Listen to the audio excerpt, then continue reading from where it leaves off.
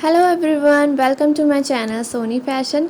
आज की वीडियो में आप मियानी वाले प्लाज़ो की कटिंग और स्टिचिंग करना सीखेंगे। तो इसे बनाने के लिए मैंने यहाँ पर 2 मीटर का फैब्रिक यूज़ किया है। और अब सबसे पहले हम अपने फैब्रिक को डबल फोल्ड में करके बिछा लेंगे। तो यहाँ पर मैंने अपने कपड़े को डबल फोल्ड में करके बिछाया हुआ है। तो ये हमारे कपड़े की ओपन वाली साइड है और ये हमारे कपड़े की फोल्ड वाली साइड है। अब इसके बाद हमें कपड़े को इस तरह से उठाकर 4 फोल्ड करके बिछा लेना है। तो मैंने यहाँ पर अपने कपड़े को 4 फोल्ड में बिछा लिया है और अब इसके बाद हम अपनी लंबाई का निशान लगाएंगे। तो यहाँ पर जो हमारे प्लाज़ो की लेंथ है वो है 39 इंच। तो अब इसके बाद हमें यहाँ से 1 इंच के ऊपर हम बेल्ट बनाएंगे। तो इंची टेप को मैंने कपड़े से 1 इंच ऊपर रखा हुआ है और 39.5 इंच पे यहाँ पर मैं निशान लगा लूँगी। आधा इंच एक्स्ट्रा मैंने मार्जिन का लिया है जो कि हमारा ऊपर से सिलाई में जाएगा। तो 39.5 इंच पे मैं यहाँ निशान लगा लूँगी और 3 इंच यहाँ पर मैं नीचे मोहरी के फोल्डिंग के लिए एक्स्ट्रा लूँगी। तो 3 इंच यहाँ पर मैंने नीचे निशान लगा लिया है और अब इन दोनों निशानों को हमें सीधा खींच लेना है। और अब इसके बाद हम अपने हिप के लिए निशान लगाएंगे। तो यहाँ पर जितनी भी हमारी हिप है उसको हम 4 से डिवाइड करके उसमें 2 इंच एक्स्ट्रा ऐड करेंगे। तो यहाँ पर हमारी हिप है 40 इंच। तो 40 को 4 से डिवाइड करेंगे तो आएगा हमारा 10 इंच। 10 इंच में 2 इंच ऐड करने पे आएगा हमारा 12 इंच। तो 12 इंच पे मैंने यहाँ पर निशान लगा लिया है। और अब इसके बाद यहाँ पर मैं आसन के लिए निशान लगाऊंगी। तो आसन का निशान लगाने के लिए हमें अपनी हिप को 3 से डिवाइड करना है। तो 40 को 3 से डिवाइड करेंगे तो आएगा हमारा 13.2 इंच। तो यहाँ पर हम 13.2 इंच पर निशान लगा लेंगे। इंची टेप को मैंने 1 इंच कपड़े से ऊपर रखा है बेल्ट के लिए और 13.2 पे मैंने यहाँ निशान लगा के इसे सीधा खींच लिया है। और अब इसके बाद हमें इस निशान से 2 इंच आगे एक निशान और लगा लेना है। और अब यहाँ से हम एक तिरछी लाइन ड्रॉ करेंगे करीब 1.25 इंच की और यहाँ से हमें आसन की हल्की सी कर्व शेप देनी है। तो यहाँ पर मेरे आसन का निशान लग गया है। अब इसके बाद हम अपनी मोहरी का निशान लगाएं। तो यहाँ पर मैं अपनी मोहरी का निशान 15 इंच पर लगा रही हूँ। आप कम या ज़्यादा भी रख सकते हैं मोहरी को। तो यहाँ पर मैंने 15 इंच पर निशान लगा लिया है। अब इसके बाद हमें इन दोनों निशानों को आपस में मिला लेना है। तो यहाँ पर मैंने ये स्केल लिया है जिसकी हेल्प से मैं यहाँ पर दोनों निशानों को आपस में मिला लूँगी। अब इसके बाद हम अपने फ्रंट वाले आसन का निशान लगाएंगे। तो यहाँ से करीब मैंने आधा इंच पर एक निशान लगाया है और इसे हम सीधा खींच लेंगे। और अब यहाँ से हमें अपने फ्रंट वाले आसन की इस तरह से गोलाई देनी है। तो मेरी मार्किंग यहाँ पर कंप्लीट हो गई है। अब इसके बाद हम इसकी कटिंग कर लेंगे।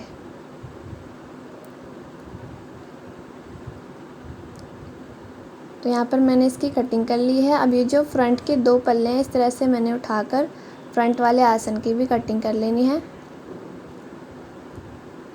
और उसके बाद इन दोनों पार्ट्स को भी हमें इस तरह से कट करके अलग कर लेना है। यहाँ पर मैंने अपने प्लाज़ो की कंप्लीट कटिंग कर ली है। अब इसके बाद हमें अपने आसन को स्टिच करना है। तो यहाँ पर मैं मियानी वाली प्लाज़ो बना रही हूँ। तो यहाँ पर जो बचा हुआ फैब्रिक है हमारा उसे इस तरह से मैंने 4 फोल्ड करके बिछा लिया है। और इसकी जो हमारी लंबाई है कपड़े की वो है करीब 4.25 इंच और चौड़ाई में ये है करीब 3 इंच। तो अब यहाँ से हमें इस तरह से ट्रायंगल की एक शेप दे देनी है और इसकी हम कटिंग कर लेंगे।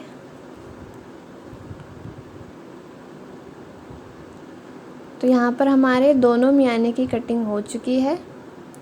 और अब उसके बाद हम अपने प्लाज़ो की सीधी वाली साइड को रखना है और मियाने की भी हमें सीधी वाली साइड को रखना है इस पर और हमें इस पर सिलाई लगा लेनी है। तो इस तरह से 1/2 इंच का मार्जिन हमें रखना है सिलाई में। तो एक सिलाई लगा ली है मैंने। अब इसी तरह से इस पर डबल सिलाई लगा लेनी है। अब सेम इसी तरह से हमें दूसरी साइड भी मियानी लगा लेनी है। और जो हमारा दूसरा वाला पैनल है प्लाज़ो का उसको इसके ऊपर रखेंगे हम। और इस तरह से आसन को हमें आपस में मिलाना है और उसमें 1/2 इंच के मार्जिन से हम सिलाई लगा लेंगे जैसे हम नॉर्मल प्लाज़ो की आसन स्टिच करते हैं वैसे ही।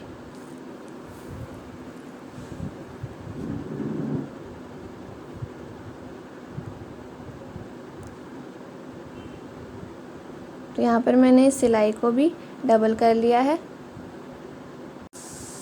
तो यहाँ पर मैंने दोनों मियानी लगा ली है। अब इसके बाद हम अपने प्लाज़ो के फ्रंट वाले पैनल पे प्लेट्स डालेंगे।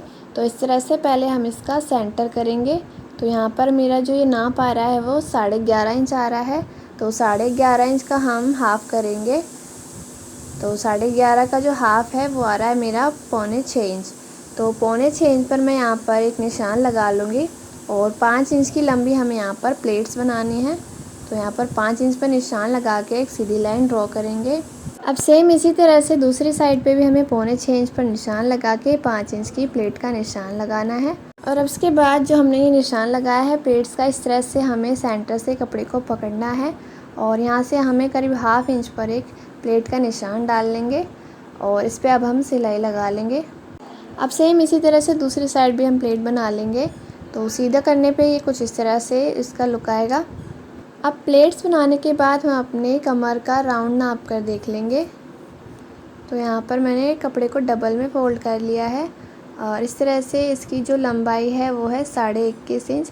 तो 21.5 इंच का जो डबल है वो मेरा 43 इंच। तो यहाँ पर मैंने कपड़े की एक चौड़ी पट्टी ली है। तो इसकी जो चौड़ाई है वो है करीब 4.5 इंच और इसकी जो लंबाई है वो है करीब यहाँ पर 22 इंच। तो 22 को हम डबल करेंगे तो हमारा आएगा 44 इंच। तो 43 से मैंने 1 इंच एक्स्ट्रा लिया है इसे। अब इसके बाद यहाँ पर इस तरह से प्लाज़ो की उल्टी वाली साइड मैंने रखी है और पट्टी की हमें सीधी साइड को इसके ऊपर रखना है और इस तरह से आधे इंच के मार्जिन से सिलाई लगा लेंगे।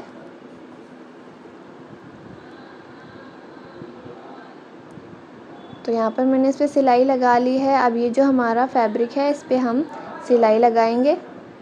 तो यहाँ पर मैंने इस पर सिलाई लगा ली है। अब इसके बाद हमें इसे इस तरह से फ़ोल्ड कर लेना है और इस तरह से फ़ोल्ड करने के बाद हम पूरे कमर के राउंड पर सिलाई लगाएंगे। तो यहाँ पर आप देख सकते हैं मैंने पूरे कमर के राउंड पर इस तरह से इस पट्टी को जोड़ लिया है और यहाँ से मैंने करीब 1 इंच का गैप छोड़ा है इलास्टिक डालने के लिए। तो यहाँ पर मैंने ये इलास्टिक ली है। इसकी जो चौड़ाई है वो है करीब 1 इंच। इलास्टिक की लंबाई हमें अपनी हिप के अकॉर्डिंग लेनी है। तो जितनी भी हमारी हिप है उसका हमें 2/3 हिस्सा कर लेना है। तो यहाँ पर जो हमारी हिप है वो है 40 इंच। तो 40 का जो 2/3 हिस्सा होता है वो होता है हमारा 26.5 इंच। तो इसमें हमें 1 इंच एक्स्ट्रा मार्जिन का ऐड कर लेना है यानी कि 27.5 इंच। तो 27.5 इंच की यहाँ पर मैं इलास्टिक ले लूँगी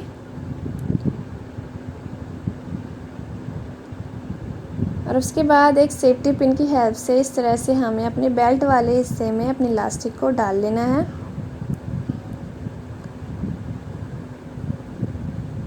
तो यहाँ पर मैंने इलास्टिक को डाल लिया है। अब इसके बाद इस तरह से हम इलास्टिक को जॉइंट कर लेंगे। तो इस पर मैंने यहाँ डबल सिलाई लगा ली है और अब यहाँ पे जो मैंने 1 इंच का गैप छोड़ा था इलास्टिक डालने के लिए इसे हम स्टिच कर लेंगे और उसे स्टिच करने के बाद इस तरह से हम इलास्टिक पे भी सिलाई लगाएंगे। तो दोनों तरफ से इस तरह से हमें हाथ से इलास्टिक को खींचना है और इस पर सिलाई लगा लेनी है।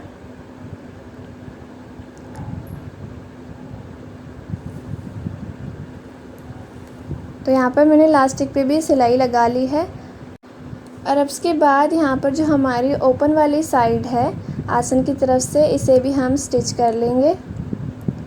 तो यहाँ पर आप देख सकते हैं मैंने इसे स्टिच कर लिया है और अब इसके बाद हम अपने प्लाज़ो की मोहरी को फ़ोल्ड करेंगे। तो इस तरह से हमें अपने प्लाज़ो की मोहरी को फ़ोल्ड करके चाहे तो इस पर आप आयरन कर सकते हैं। तो इस पर मैंने सबसे पहले आयरन कर लिया है और इसके बाद मैं इस पर सिलाई लगा रही हूँ।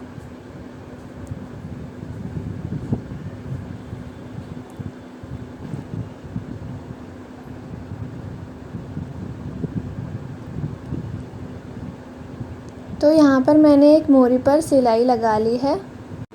सेम इसी तरह से दूसरी वाली मोहरी पर भी सिलाई लगा लेंगे। तो यहाँ पर मेरी प्लाज़ो बनके कंप्लीट हो चुकी है। सिलने के बाद इसका कुछ इस तरह से फाइनल लुक आएगा। तो आई होप आज की मेरी वीडियो आपको पसंद आई हो। अगर वीडियो पसंद आई हो तो प्लीज़ मेरी वीडियो को लाइक और शेयर करें, और अगर आप मेरी वीडियो को पहली बार देख रहे हैं तो प्लीज़ मेरे चैनल को अभी सब्सक्राइब कर लें, जिससे कि मेरी आने वाली वीडियोज़ की नोटिफिकेशन सबसे पहले आप तक पहुँच सके। Thanks for watching.